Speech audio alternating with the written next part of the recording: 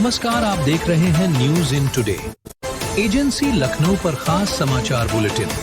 पत्रकार दिनेश कुमार के साथ नीलू वैश्य। उत्तराखंड हरिद्वार से उत्तर प्रदेश लखनऊ तक सीधे खबर आप तक। आप जियाराम वर्मा साहब को बहुत खुशी है। आज डॉक्टर जियाराम वर्मा जी का जन्मदिन है।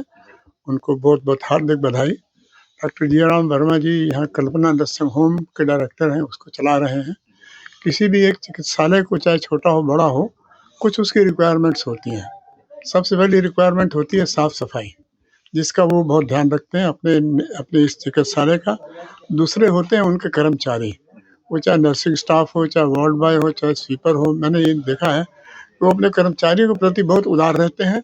उनको कभी कभी डांटते भी मैंने देखा है, लेकिन डांटने का मतलब प्यार से डांटते हैं। हाँ, मतलब डांटने का मतलब ये नहीं कि वो गुस्से से डांट रहे हैं। पारिवारिक तरीके से डांटने का मतलब है कि चिकित्सालय की जो क्वालिटी है, उच्च क्वालिटी, उसको बनाए रखने के लिए वो उनको समझाते। लखनऊ में हम 67 में आए थे और तब से हम लोग इनके टच में हैं।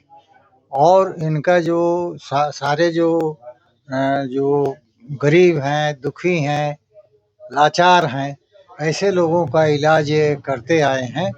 और हम लोग इनको 67 से जानते हैं।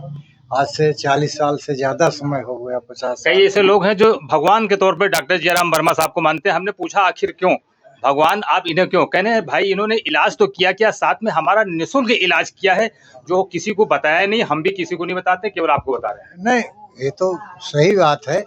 जैसे हमारे उदाहरण ले लीजिए कि तरह की आज बर्थडे है, तो डॉक्टर साहब ने लड्डू वगैरह खिलाए। और मेरे तो बड़े पुराने संबंध, घरेलू संबंध हैं परिवार की तरह से। मैं तो आपके घर गांव तक भी कई बार गया। कई लोग ये भी कहते हैं कि डॉक्टर साहब का एहसान उतारा कैसे जाएगा। हमने कहा वो तो उतार नहीं सकते इस जन्म में। हाँ, एहसान तो नहीं उतार सकते, आप सही कह रहे हैं।